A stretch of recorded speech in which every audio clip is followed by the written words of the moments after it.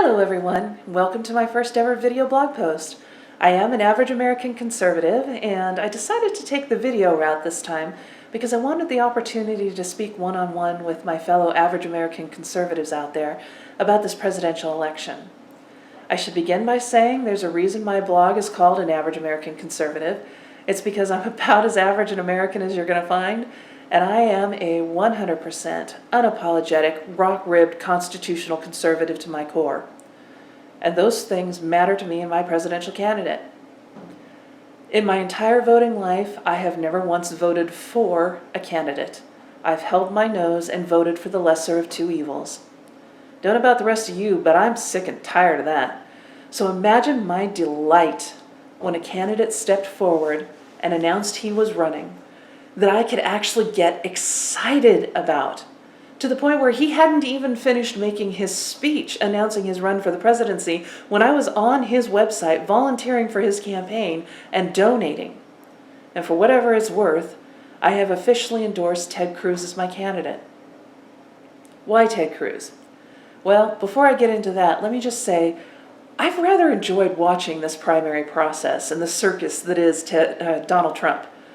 I mean, really, the guy has got the GOP establishment eating their own livers, trying to figure out how to unmake a man they didn't make in the first place. And the liberal media is so busy chasing their tails in a Pavlovian response of wanting to attack the Republican candidate, but they can't attack Donald Trump because the ratings they get from him is so good that, oh, what do they do? It's Sophie's choice. It's been fun to watch. But the fun came to an end with the death of Justice Scalia. The Supreme Court, unfortunately, holds entirely too much power, more power than they were ever meant to hold. And too many decisions in recent years, actually over the last 20 to 30 years, have come down to 5-4 decisions as to whether or not we keep our guaranteed, God-given rights as laid out in the Bill of Rights and the Constitution. Ted Cruz was my candidate from the beginning because he is a constitutional conservative.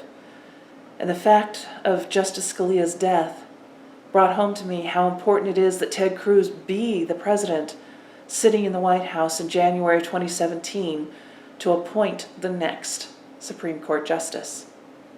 We know that if the Senate holds strong, and I'll grant you that that's an enormous if because I'm not sure how many of them still possess a spine in the Senate, but if they hold firm, the next president will be appointing one Supreme Court justice with the possibility of 3 more after that.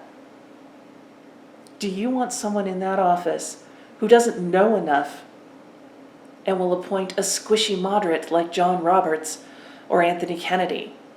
Or, God forbid, a liberal who's going to appoint another Ruth Bader Ginsburg or Sotomayor? People who govern through their politics rather than through the Constitution. I want somebody who knows how the Supreme Court works, what it takes to get someone like Scalia through the confirmation process, and who has vowed to expend whatever political capital is necessary to get that kind of nominee through the process. Ted Cruz is the only one who's made that vow. But why did I support Ted Cruz before that point? I'm at the put up or shut up point in this process. For me, Ted Cruz has put up. Starting with when he was Solicitor General of Texas and he stood before the Supreme Court on a dozen different occasions protecting our rights, and he won 9 of those times. Things such as the First Amendment right of free speech to be able to say the Pledge of Allegiance in a classroom, or the freedom of religion to have a cross in the Mojave Desert as a dedication to war veterans, or the 10 Commandments in a monument on state grounds at the state capitol in Texas. The Second Amendment, Heller versus D.C., guaranteeing our individual right to keep and bear arms, not as some collective militia right. The 10th Amendment, sovereignty of the states. When the World Court wanted to try an illegal who had crossed our borders, joined a gang, and then brutally raped and murdered 2 little girls, Ted Cruz stood before the Supreme Court and argued that even though he wasn't a citizen of the United States, he had committed his heinous crimes in the United States and therefore should be subject to our justice. And he won 5-4. Things like this are just too important to leave up to an angry decision. Believe me, I get the anger out there right now. I feel it myself. We have been betrayed by the GOP establishment on way too many occasions. They whisper sweet nothings into our ears during the campaign season, and then as soon as they're elected, they go, what a bunch of rubes. They elected us again, can you believe it? And they go off and govern completely the opposite direction. There's a reason people are angry. I'm not sure the GOP will ever get it, but we do have a reason for our anger. But might I suggest you channel that anger into a constructive direction? Ted Cruz would be every bit as much the protest vote as Donald Trump would be, but we would end up with a stronger nation with Ted Cruz than we would with Donald Trump. No one man can make us great again. No one man. We've got one man who fundamentally transformed America. What do you think of the job he's done? Do we need another narcissist in chief who thinks he can do it all by himself? I support Ted Cruz because he supports the Constitution. I support Ted Cruz because he's a leader who can lead us to help him restore America again. He lives up to his promises. Imagine that, a politician who lives up to his campaign promises. When Ted Cruz ran for the Senate in Texas, he promised his constituents that he would do all that he could to get rid of Obamacare.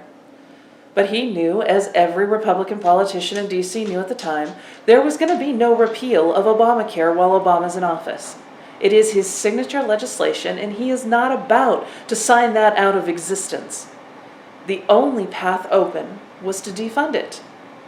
And the Republicans had years of opportunities to defund it, and yet they passed show repeal votes instead. So the summer before it was supposed to go into effect, Ted Cruz and Mike Lee and a few others led the way in trying to shed light on the fact that this was our last chance to stop this legislation in its tracks before it had a chance to take hold and then would become almost impossible to get rid of.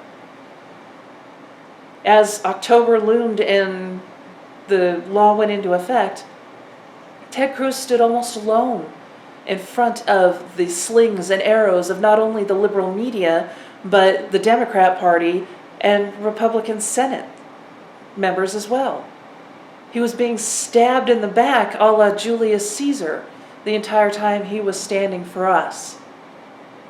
He did manage to convince the House for a time to fund every other part of government except for Obamacare, and the Democrats shut down the government for it. Don't let anyone ever tell you any differently. Ted Cruz did not shut down the government. The Republicans did not shut down the government. The Democrats shut down the government. Ted Cruz stood up on his principles, on the promises he'd made his constituents, and for the nation at large. Almost by himself. When it came to amnesty, he promised his constituents he would never vote for amnesty. And when the Gang of Eight bill came up, he and Jeff Sessions and Steve King and Mike Lee put together amendments to the legislation that would help keep the Gang of Eight honest. The Gang of Eight were all saying, oh, this doesn't have anything to do with amnesty. It's just comprehensive immigration reform. Great, says Ted Cruz and the rest. We'll put these amendments forward that will absolutely guarantee there can be no amnesty in that legislation. We'll keep you honest. It should be good. We're all for immigration reform, which is true. The immigration system does need reformed, and Ted Cruz is in favor of reformation, so long as it does not include amnesty. And all of those amendments were voted down. Marco Rubio participated in voting them down. Ted Cruz stood on his campaign promises. Ted Cruz doesn't pander to the people when he's talking to them. In Texas, when he was running for the Senate, he was in a debate, and the moderator asked, "Are you for a border fence?" Of course he's for a border fence. The moderator then asked, "Do you realize how much money it's going to cost to build that fence?" And Ted Cruz said something to the effect of, well, what does it cost to have illegals coming across the border taking American jobs? What does it cost to have the drugs coming across the border and killing our kids?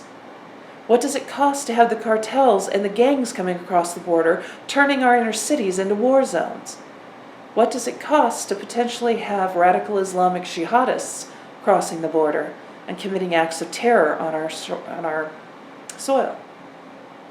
Some costs are worth the price. The moderator then asked, well, you realize you're going to have to eminent domain private property for that? He said, of course we will. That's what eminent domain is for. It's not to build your limousine parking lot across from your casino on the Atlantic City Boardwalk. It's for the greater good of the nation. If you were to ask people who live in the border states on the southern border, I bet nearly every one of them would say, yes, please come take some of my property, build that fence, because they understand intimately what the problem is. They live with it each and every day, and Ted Cruz is one of those who has lived with it each and every day. And might I add that this was 4 years ago while Donald Trump was still donating to pro-amnesty candidates like Harry Reid and Nancy Pelosi. He doesn't pander, he tells it like it is. He went into Iowa for the caucuses, and he told the corn farmers and the ethanol lobby that he would end the ethanol subsidies, along with all of the other energy sector subsidies, making the playing field leveled, and you would succeed or fail on your own merits, but the government was going to be done picking winners and losers. He didn't talk down to them. He didn't pander to them like, frankly, every other candidate who went to Iowa did. He told it like it was. And the people there appreciated his honesty enough to give him first place. Do you want somebody like that in the White House? Somebody who's not going to say one thing to one audience and another thing to another audience because that's what he thinks they want to hear. Haven't we had enough of that in the last 8 years? I find it refreshing myself. We are going to have to make some hard decisions over the next 4 to 8 years. Things are coming, and we are going to need someone who is strong in the Constitution, who is strong on his principles, who has stood in the middle of whirlwinds and managed to survive and be the stronger for it, to take us through. We need to restore this nation, and I believe Ted Cruz is the candidate to do that. As we approach Super Tuesday, I would encourage you all, if you haven't made a decision yet, do your own research. There's enough out there on the web. Do your research on the candidates and see if Ted Cruz doesn't fit what it is you've been looking for. I wish I could vote for him on Tuesday, but my state's too late. I may not get a chance to actually vote for my candidate. You have that opportunity to turn the tide and to fundamentally restore this nation back to what it was before we began the transformation. I encourage you all to please take the time. And if it turns out that Ted Cruz is your candidate, I ask that you would get out and vote for him. That you might talk to your friends and family and see if that's what they're looking for in a candidate as well. But get out and vote. Because it's up to us. This nation is run by us. And we've been letting the others do it for much too long. Thanks for taking the time to watch this. May God bless you all, and good luck on Tuesday.